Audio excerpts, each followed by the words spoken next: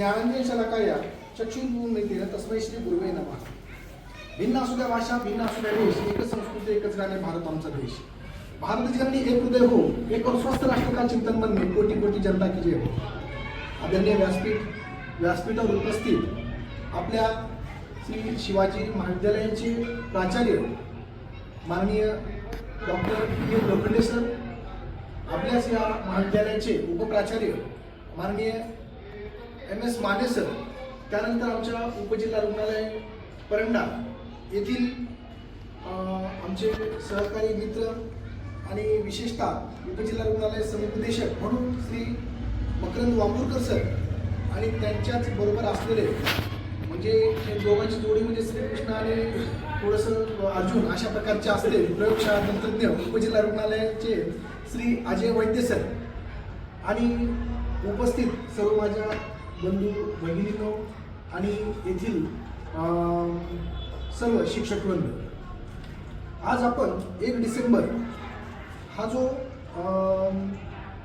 जागतिक एड्स दिन म्हणून जो आपण साजरा करतो तो आज आपण इथे नेहमीप्रमाणे साजरा करत असतो. आपण ह्या याच्यामध्ये एक जनजागृतीसाठी आपण 108ची ॲम्ब्युलन्स घेऊन आणि संपूर्ण आपला जो काही कॉलेजचा स्टाफ पासून ते संपूर्ण विद्यार्थिनी आपण हातामध्ये वेगवेगळ्या प्रकारचे बॅनर घेऊन जनजागृती करण्याचा आपण प्रयत्न करत असतो. सगळ्यात महत्त्वाचं त्या कॉलेजचं कौतुक करावं असं वाटतं, कारण विशेष त्यांचे जे अध्यक्ष आहेत श्री मोरजकर सर आणि आमच्या आशाताई मोरजकर हे जे आहेत त्यांचं दिवस रात्र विशेष लक्ष आपल्या महाविद्यालयाने प्रत्येक महाविद्यालयाच्या अगदी कर्मचारीच नाही तर विद्यार्थी वृंदांकडे देखील त्यांचं बारीक लक्ष असतं. जसं खार इंडती आकाशी चित्त तिची पिल्ल्यापाशी अशा पद्धतीने जडवण्याचा प्रयत्न करत असते.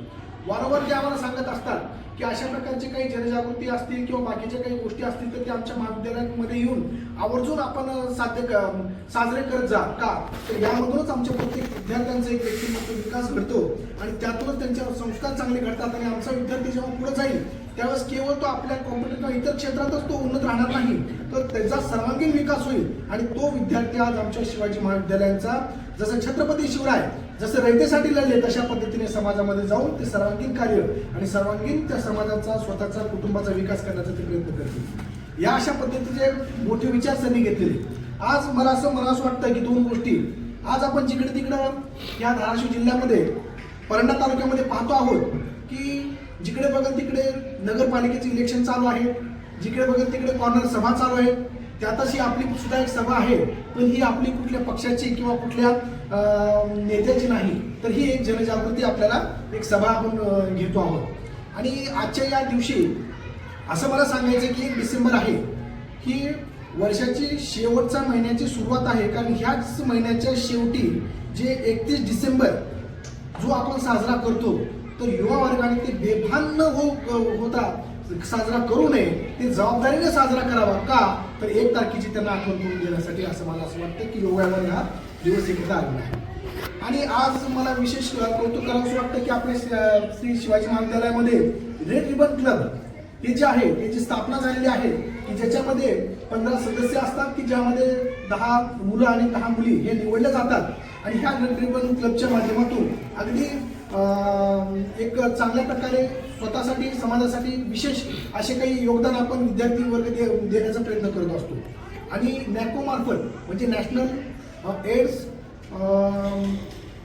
कंट्रोल ऑर्गनायझेशन या मार्फतच ही रेड रिबन क्लब हे स्थापन केलं जातं की ज्याच्यामध्ये केवळ HIV बाबतच जनजागृती नाही तर एक समन्वय कसा साधला जावा, कशा पद्धतीने आरोग्यविषय किंवा जे काही आपण व्यसनाधीनता असते किंवा इतरही बऱ्याच गोष्टी व्यक्तिमत्व विकासासाठी जे अपेक्षित असतात ते साध्य केले जातं. याविषयी सुद्धा आपल्या कॉलेजचे प्राचार्य डॉक्टर T.N. लोखंडे सरांनी आता खूप सुंदर मार्गदर्शन केलं आपल्याला आणि एक बेसिक माहिती त्यांनी दिलेली आहे. तर 1900च्या दशकामध्ये ह्या गोष्टी आपल्याला HIV सारखा प्रसार आपण पाहतो आहोत तर आज 100 वर्षे त्याला पूर्ण होत आहे. तर आता कुठं सर जसं म्हणतात की कुठेतरी आता हे लिमिटमध्ये कंट्रोलमध्ये आल्याप्रमाणे झालेलं आहे. आपण जर पहिल्यांदा पाहिलं की 1984 मध्ये पहिला रुग्ण सापडला की विशेषतः फ्रान्समधील जे आपले शास्त्रज्ञ होते ल्यूक मार्टिनी म्हणून त्यांनी ते व्हायरस शोधून काढला. पण त्याच्या आधीचा जर प्रवास आपण पाहिला तर तो आफ्रिकेमधून आलेला आहे. 1920-1930च्या दरम्यान ज्यावेळेस जसं असुरक्षित लैंगिक संबंध विशेषतः चिंपांझी माकडांबरोबर झाल्यानंतर तो ह्युमनमध्ये ट्रान्सफर झाला आणि त्यातून परत होमोसेक्शुअलिटी यामधून तो युरोपामध्ये वगैरे बाकी गेला आणि त्यातून जर पाहिलं तर 1984 वगैरे बाकी किंवा ह्या सालामध्ये आपल्या मद्रासमध्ये तो पहिला पेशंट सापडला. तिथून त्याचं जे सुरुवात झाली पण सुरुवातीला लक्षात येत नव्हतं की हा आजार नेमकं कुठला आहे आणि कशा पद्धतीने. यामध्ये निमोनिया व्हायचा, यामध्ये सतत जुलाब उलटे व्हायच्या, यामध्ये ताप यायचा, सतत वजन कमी होत राहायचं, अशा काही गोष्टी घडायच्या की ज्याच्यामध्ये रुग्ण नीटच होत असायचं. त्याच्यामुळे जगातील यामध्ये आपल्याला शोध लागल्यानंतर त्यानंतर बऱ्यापैकी आता आपल्या प्रत्येक तालुक्याच्या ठिकाणी ART सेंटर निर्माण झालेलं आहे की ज्यामध्ये आपण सुरुवातीला HIV म्हटलं तर ह्युमन इम्युनोडेफिशियन्सी जो व्हायरस आहे तो विशेषतः आपण त्याला जे संबोधतो त्याला अक्वायर्ड इम्युनोडेफिशियन्सी सिंड्रोम हा डिसीज म्हणण्यापेक्षा सिंड्रोम आहे. डिसीज आणि सिंड्रोम मध्ये फरक काय? डिसीज म्हणजे एखादा मलेरिया आहे, डेंगू आहे किंवा स्पेसिफिक नाव देऊ आपण TB आहे की त्याला उपचार देतात. पण सिंड्रोम म्हणला की कित्येक आजाराचं एक प्रकारचा तो क्लस्टर असतो. त्याच्यामुळे नेमकं कशावर उपचार करावे समजत नाही. आपल्याला माहिती आहे की जे असुरक्षित लैंगिक संबंध विशेषतः ठेवल्यानंतर किंवा जे काही सुया वापरल्यानंतर किंवा गोंदणे, टॅटू करणे किंवा बाहेर दाढी कटिंग करत असताना जर ब्लेड सेम वापरणे किंवा आईला असेल तर त्याचं ट्रान्सफॉर्मेशन मुलाकडे किंवा जर ब्लड व्यवस्थितपणे जर चेक केलं न घेता भरपूर ब्लड असं काही देण्यात आलं असेल तर त्यातून ते ट्रान्सफर होण्याची शक्यता जास्त असते. पण ह्यामध्ये एक विशेष लक्षात घेतलं पाहिजे की एकत्र राहण्याने, एकत्र खेळण्याने, मिठ्या मारण्याने, हातात हात देण्याने, एकत्र जेवण्याने किंवा अशा झुकणे या गोष्टी होत नाहीत. त्याच्यामुळं कुठंतरी संविधानिक पद्धतीने आपल्याला विचार करता आला पाहिजे की जसं संविधानामध्ये आर्टिकल नंबर 14-15 आहे किंवा डिस्क्रिमिनेशन हे भेदभाव हे कधीच आपलं संविधान मानत नाही, तर ह्यामध्ये सुद्धा आपल्याला भेदभाव जमत नाही आणि प्रत्येकाला फ्रीडम आहे प्रत्येक गोष्ट करण्याचा. त्या पद्धतीने आपण संविधानाचा मान ठेवला पाहिजे. आणि ह्या रेड रिबन क्लब जे काही स्थापन केलेलं आहे तर ह्यामध्ये आपल्याला फंडामेंटल ड्युटीज वर विशेष विचार केला जातो आणि आपण सर्व्हिस बिफोर सेल्फ अशा प्रकारचे एक व्यक्तिमत्व आपलं बनतं आणि आपण आपल्या स्वतःसाठी, कुटुंबासाठी, कॉलेजसाठी, समाजासाठी आपण काय करू याचं एक भान निर्माण केलं जातं असं मला म्हणायचं आहे. तर हे रेड रिबन क्लब हे एक इंडियन कॉन्स्टिट्यूशनचं एक प्रकारचं प्रतिनिधित्व करतं असं मला वाटतं. आणि ह्यामध्ये मी असं सांगेन की जरी अशा प्रकारचा काही आजार डिटेक्ट झाला ह्यातून जनजागृती आपल्याला का करायचं आहे की योग्य वेळी जर आपण ART सेंटरला आपण गेलो, उपजिल्हा रुग्णालयामध्ये असेल किंवा आपल्या जरी गेलो असेल तर तिथे गेल्यानंतर जी तुमची तपासणी होणार ती पूर्णपणे कॉन्फिडेन्शियल आहे. म्हणजे कसल्या प्रकारचे जर नाव तपासणीला आला होता हे सुद्धा कोणाला कळणार नाही. त्यातून जर लवकर लक्षात आला आजार आपल्याला तर मात्र त्याला पटकन उपचार जर दिला गेला तर पुढचं जी काही पडझड आहे ती टळली जाते.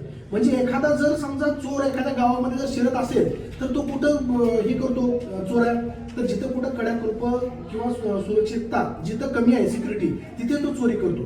तर तशा पद्धतीने हा जो व्हायरस आहे तो डायरेक्ट शरीरामध्ये व्याधी प्रतिकार शक्ती जी काही WBC असतील किंवा जे आपले व्हाईट ब्लड सेल्स असतील, T सेल्स त्यावर जे असतात, CD4 ची काउंट असते यावर ऍक्शन करतो. त्यामुळे व्याधी प्रतिकार शक्ती कमी होते आणि पुन्हा तो व्हायरस फिरत असताना शरीरामध्ये जर कोण ड्रिंक करत असेल तर लिव्हर थोडासा बाद असतो, सिगारेट करत असेल तर फुफ्फुस थोडंसं वीक असतं, पुढे खात असेल तर तो ह्या सगळ्या पद्धतीने जिथे कुठे शरीरामध्ये अवयव दुर्बंध असेल तिथं तो अटॅक करतो, तिथं घर बनवतो आणि तिथं पुन्हा मग त्या प्रकारचा TB बनवलं किंवा वेगळ्या प्रकारचे आतड्यावर जर झालं तर मग जुलाब वगैरे असे की ते लवकर कंट्रोलमध्ये येत नाही, वजन कमी होत जातं, ह्या सगळ्या गोष्टी घडायला लागतात. त्याच्यामुळे समजा आपण जर वेळीच प्रतिबंधक जर केला, योग्य वेळी तपासण्या केल्या, त्या आधीच जर लक्षात आलं आपल्याला तर एखाद्या समजा सुंदर असा आपला टिपोय आहे आणि त्याला जर वाळवी लागली आणि ती वाळवी लागल्याबरोबर आपल्याला एक 15 दिवसात कळलं तर आपण पटकन उपचार करून ते वाचू शकेल. पण 3-4 वर्षांत जर लक्षात आलं हे सगळं पोकरून गेलेलं असेल. तसं हे जर व्हायरस आपल्या शरीरात शिरला, उशिरा जर निदान झालं तर तेवढी आपल्या शरीराची हानी झालेली असते, ते रिकव्हर करणं फार अवघड होऊन जातं. त्याच्यामुळे ही जनजागृती अपेक्षित आहे. आणि विशेषतः आपण पाहतो की दरवर्षी आपल्या देशात सुद्धा 100 मध्ये 1 ते 1.5 लोकांना हा जर विचार केला तर 1% लोकांना एवढं मी बनेल की हा डिसीज आहे पण आपल्याला लक्षात येत नाही. त्याच्यामुळे जनजागृती अपेक्षित असते. दरवर्षी कोट्यवधी लोक यामध्ये मृत्युमुखी पडत असतात. त्यांना जर लक्षात आलं तर ART मध्ये जे काही WH अशा प्रकारची काही थिअरी आहे याची की जे काही 0 व्हायरल लोड देखील हे करू शकतात. समजा ह्यामध्ये असं लक्षात घ्या की एखाद्या आईला किंवा वडिलांना दोघांना जोडप्याला HIV आहे पण तरी सुद्धा ते मुलं ठेवू शकतात. का तर योग्य जर उपचार घेतला तर आपण 0 लोडवर ते व्हायरस आणू शकतो आपण आणि मग बाळाला कन्स्यूम ठेवू शकतो आपण आणि मग पुन्हा ज्यावेळेस बाळ जन्मतं त्यावेळेस सुद्धा त्याला HIV नसतं आणि अशी कित्येक जोडपे आहेत की ज्यांना अशा प्रकारचे आपण कन्स्यूम ठेवू शकतो. हे जनजागृती आपल्याला अशा प्रसंगी करणं गरजेचं आहे मला असं वाटतं. आणि म्हणून आपल्या माध्यमातूनच येऊ शकतं कारण जास्तीत जास्त जर त्या जे काही HIV बाधित आहेत त्यामध्ये 15 ते 25 ते 30 गटातच जास्त आहेत. त्यामुळे ही जी काही शक्ती आहे आपली युवा शक्ती तीच पुढं स्वतःसाठी, कुटुंबासाठी, समाजासाठी, देशासाठी भविष्य आपलं असतं. ते जर योग्य मार्गावर राहिले तर बेभान न होता स्वातंत्र्यताच एक आपण आचरण करत असताना कुठं स्वैराचार आपला होऊ नये ह्यासाठी जनजागृती अपेक्षित असते. आणि नेहमीच आपले महाविद्यालय हे कटिबद्ध आहे की आपल्या मुलांना सर्वांगीण विकास घडवण्यासाठी.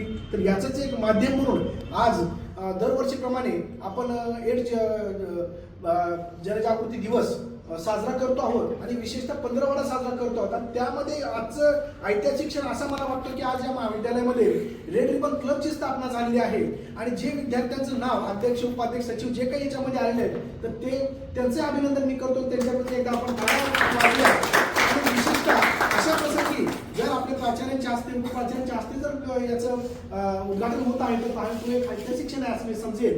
आणि आमचे वांबुरकर सर आणि जे वैद्य सर आहेत ते तर नेहमी वेगवेगळ्या तालुक्याच्या प्रत्येक गावोगाव जाऊन प्रत्येकांना नेहमी संधी महाविद्यालयाने दिली आणि आम्हाला आज इथं पाठवलेलं होतं. या पडद्यामागचे जर कलाकार आपण पाहतो आहोत तर जे काही आपल्या धाराशिव जिल्ह्याचे माननीय जिल्हा शल्य चिकित्सक डॉक्टर धनंजय चाकूरकर सर हे भूतज्ञ ते आणि त्याबरोबर आपले उपजिल्हा रुग्णालयाचे वैद्यकीय अधीक्षक माननीय डॉक्टर अब्रार पठाण सर ते सुद्धा भूतज्ञ आहेत. तर यांच्या मार्गदर्शनाखाली आज आमची टीम येथे येऊन आपल्या एकत्रितरित्या आपण ह्या गोष्टी केल्या. तर मी पुन्हा एकदा आपलं आई जगदंबेची प्रार्थना करतो की आपल्या सर्वांना आरोग्य, ऐश्वर्य लाभो. या मिळणाऱ्या आरोग्य आणि ऐश्वर्यातून आपल्या हातून कुटुंब सेवा, समाजसेवा, देश सेवा घडो. जय हिंद.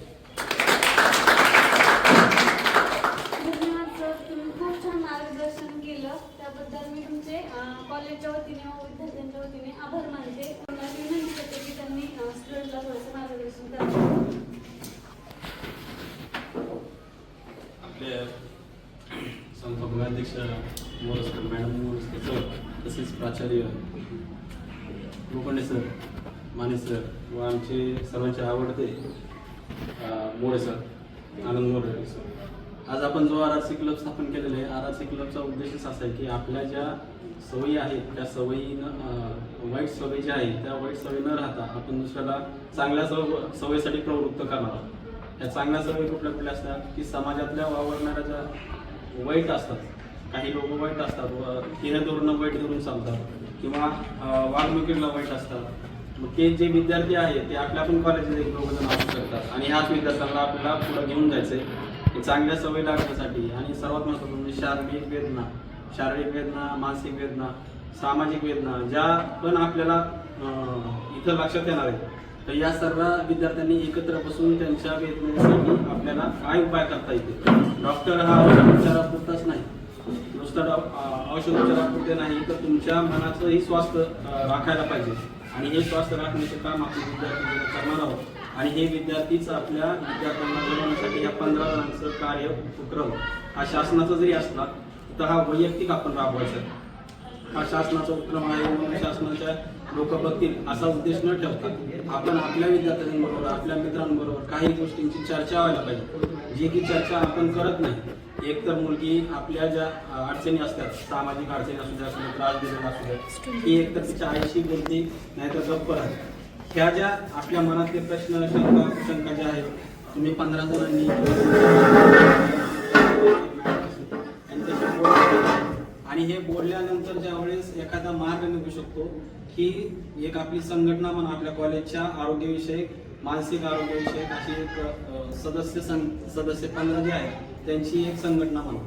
कारण प्रत्येक वेळेस प्रत्येक गोष्टीला आपल्याला मार्ग काढण्यासाठी एक तज्ज्ञ माणूस लागतो आणि त्या तज्ज्ञ माणसाला तिथपर्यंत जाण्यासाठी आपले विचार तसे असावे लागतात. विचार म्हणजे एखादा विचार आपल्याला जमला नाही, पटला नाही तर तुम्ही ते विचारायला पाहिजे. आता समाजात असं झालंय की आम्ही आता जवळजवळ 20 शाळा आम्ही करतोय सर आणि त्याच्यामध्ये लाईफ स्किल्स म्हणून शिकवण्यासाठी शासनाने दिले आम्हाला. हे लाईफ स्किल म्हणजे जीवन कौशल्य आम्हाला त्या अकॅडमीच्या पोरांना शिकवायची गरज पडायला. कारण आता 15 वर्षानंतर एक साधारण ॲडोलसंट आपण काय म्हणतो, किशोरवयीन मुलींचा गट म्हणतो 10 ते 19 वयोगटात. हा 10 ते 19 वयोगटातच अक्षम्य चुका ह्या त्यांच्याकडून होत असतात. हे एक अट्रॅक्शनला भाळतात किंवा कुठल्या तरी आमिषाला भाळतात. कुठला तरी एक किस्सा असा आहे की आपल्या दवाखान्यात केस अनाड्याची वेगळी मुलगी होती, तिच्यावर अतिप्रसंग केला 4-5 जणांनी. पण त्या मुलीला अतिप्रसंग केलेलं सांगता आलं नाही कोणालाच त्या गोष्टी. ती कशामुळे गेली तर ती गरीब होती आणि तिला चॉकलेट बिस्किट अशा ह्या गोष्टीवर तिच्यावर अतिप्रसंग झाला. या अशा गोष्टी घडतात आपल्या समाजात आणि ह्या गोष्टी घडू नये आपल्याला जर माहीत झालं की ह्या गोष्टी घडतायत तर आपण कुठंतरी एक योग्य प्रकारे मार्गदर्शन करण्यासाठी किंवा कुठंतरी पुढे जाऊन त्याला विरोध करण्यासाठी आज आपण एकत्र आलेलो आहोत. रेड रिबन क्लबचा उद्देश हा शासनाचा जरी त्यांचा धोरण जरी वेगळं असेल तर हे रेड रिबन क्लब हे तुमच्या स्वतःसाठी आहे. तुम्ही प्रत्येक आरोग्यविषयक मानसिक आणि 12वी नंतर म्हणा किंवा 10वी नंतर शक्यतो डिप्रेशनमध्ये जाण्याची संभावना जास्त असते, मुलींची जास्त असते. त्यात वेगवेगळे कारण आहेत. एक तर तुमचं लग्नाचा विचार केला जातो, शैक्षणिक अडचणी असतात. तिसरी गोष्ट म्हणजे सामाजिक, लोक काय म्हणतील, लोकांकडे जाण्याचा दृष्टिकोन आई वडिलांचा वेगळा असतो. प्रत्येकच लोक वाईट असतात, त्या भावनेने जाण्यापेक्षा प्रत्येक काही त्या वाईटात सुद्धा चांगले असतात अशा गोष्टीने आपण प्रेरित होऊन आपण हे कार्य करत राहायचं. आणि ही कार्य करत असताना तुम्हाला आम्ही मार्गदर्शन म्हणून सर तर आहेतच, म्हणजे शारीरिक मानसिक सरांचं सगळ्या गोष्टीत एक नंबर आहेत सर. म्हणजे तुम्हाला कुठल्याही गोष्टीत असू द्या, समाजाबद्दलचं भान. दुसरी गोष्ट त्यांचं एक अजून एक मुद्दा, ते वकील होतील आता काही दिवसात, एक पुढच्या वर्षी म्हणजे तुम्हाला आरोग्यविषयक तर ज्ञान द्यायला तयारच आहेत. परत न्याय प्रविष्ट काही असेल तर ते सरांना भेटा तुम्ही, त्यांच्याकडून पण ते मार्गदर्शन तुम्हाला आवर्जून देतील. त्याच्यामुळे हा रेड रिबन क्लबचा उद्देश फक्त लक्षात घ्या की आपण आपले विचार मांडायला शिकायला पाहिजे आणि हा याच्यातून आपल्याला काहीतरी साध्य. आम्ही वेळोवेळी तुम्हाला सहकार्य करूच, आमच्याकडून जे पण शक्य असेल ते तर आम्ही तुम्हाला करणारच आहे. पण माझं म्हणणं असं आहे की तुमचे जे वैयक्तिक पण काही अडचणी असू द्या, मानसिक असू द्या किंवा शारीरिक असू द्या, तुम्ही बोला. तुम्ही सांगितल्याशिवाय आम्हालाही कळणार नाही, डॉक्टरनाही कळणार नाही. त्याच्यामुळे ह्याच्यातून तुम्ही 15 जण असू द्या, 15 म्हणजे ही फक्त बॉडी आहे, तुमच्या कुठल्याही अडचणी असू द्या. तसंच दुसरी गोष्ट HIV सारख्या आजाराबद्दल मी मार्गदर्शन करतो किंवा मी समुपदेशक आहे. असं जरी कुणी लक्षात आलं की HIV बद्दलचा एखादा रुग्ण आहे बाबा, किंवा आपण त्याच्या पुढे जाऊन विचार केला तर एखाद्याची वागणूकच खराब आहे, मग त्याला आपण कुठल्या पद्धतीने सांगू शकतो, तुम्ही सांगू शकत नाहीत ना. मग तुम्ही डायरेक्ट 10 नंबरला आणून त्याला तुमच्या पद्धतीने तुम्ही माध्यम ठरा. त्याच्या पुढचा जो उपचार आहे तो आमच्या पद्धतीने आम्ही करतो. कारण की याच्याबद्दल कोणीही बोललं जात नाही. आता तिथं लिहिलंय आज एड्स म्हणून लिहिलंय लॉ. एड्स केव्हा ज्यावेळेस आपल्याकडे तपासणी करतोय एखादा पेशंट, म्हणून आम्ही म्हणू शकतो तो थांबलाय किंवा आजार तर थांबलेला आहे.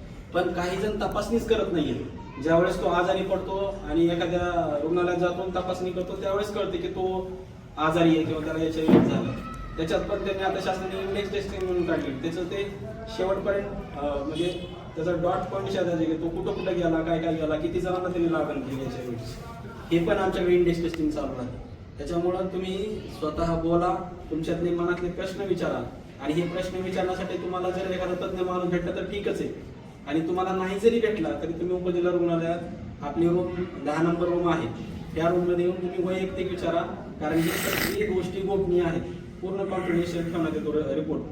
आज दुसरी गोष्ट, आपण जसं लग्न करताना, आता तुमच्या लग्नाचं वय, तुम्ही लग्न करताना पत्रिका बघतात, त्याच्यावर असं बंधन नाहीये की तुम्ही पत्रिका बघू नका असं नाही. पण त्याची पुढच्याची पण तपासणी करणं आवश्यक आहे की त्याला जर एखादा आजार असेल तर तो आजार आपल्याला होण्याची शक्यता आहे. उदाहरण जर सांगायचं म्हणलं तर HIV सारखा आजार समोरच्या व्यक्तीला असेल, तुम्ही काय तपासणी करणार का? त्याला आजार झाला असेल, तो कुठं राहिलेला असेल, त्याच्याकडून काही अनावधानाने घडलेलं असतं, वयात त्या गोष्टी घडतात, तर तुम्ही HIV पण तपासणी करा. ह्याच्यावर कंपल्सरी नाहीये, हे पण सांगतो तुम्हाला वाटेल की ते कंपल्सरी नाहीये.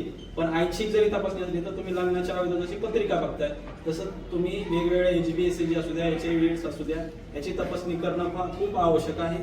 याच RRCच्या माध्यमातून असू द्या किंवा वैयक्तिक माझ्याकडे काय तुमचं काम असू द्या, तर मी वेळोवेळी तुम्हाला सहकार्य करण्याचा परिपूर्ण प्रयत्न करत.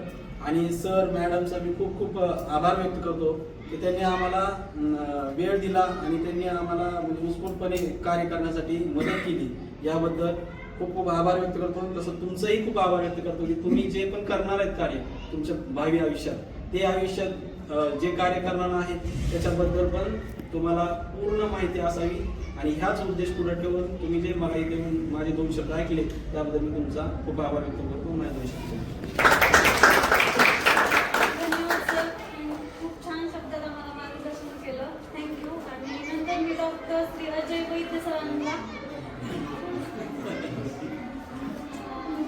माननीय व्यासपीठ उपस्थित मान्यवर शिक्षक वर्ग आणि विद्यार्थी बंधू भगिनी. मित्रांनो, आपण समाजात जगत असताना आपल्या 4 महत्त्वाच्या जबाबदाऱ्या असतात. एक असते वैयक्तिक, दुसरी असते कौटुंबिक, तिसरी असते व्यावसायिक आणि चौथी असते सामाजिक. ह्या 4ही जबाबदाऱ्या जर आपल्याला व्यवस्थित पार पाडायच्या असतील तर आपलं आरोग्य चांगलं असणं हे अत्यंत आवश्यक आहे. तर ह्या आपलं आरोग्य चांगलं राहावं यासाठी शासन धडपड करतंय. अशी मोठी माणसं स्वतःचा वेळ काढून तुम्हाला मार्गदर्शन करण्यासाठी इथपर्यंत येत आहेत, हे आपलं नशीब आहे. तर तुमच्या सर्वांच्या वतीनं मी सरांना, यांच्या टीमला अशी हमी देतो की आमचे विद्यार्थी आरोग्याविषयी खूप जागरूक राहतील आणि आवश्यकता भासल्यास तुमच्या अवश्य संपर्कात येतील. तर मला आयोजकांनी बोलायला संधी दिली त्याबद्दल मी त्यांचे मनपूर्वक आभार. थँक्यू.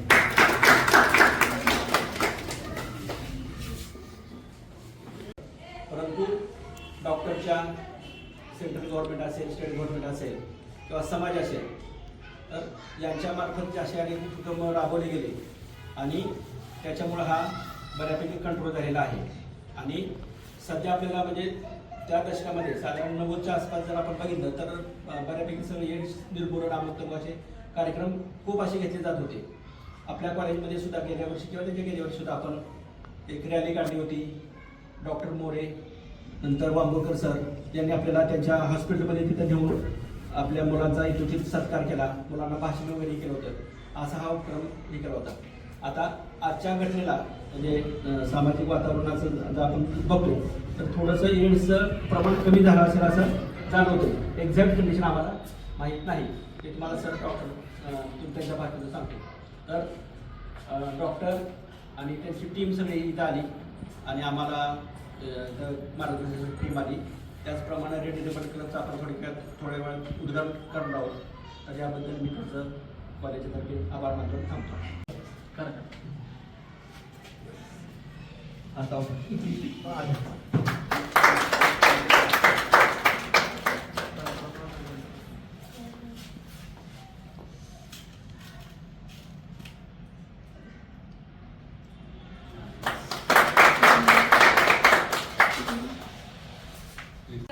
ज्या उपस्थित आज मेंबर आहेत, तर आपले महाविद्यालय तसेच सरांच्या वतीने आणि प्रमुख पाहुण्यांच्या हस्ते आपण त्या सर्वांचे फूल देऊन सत्कार करतो.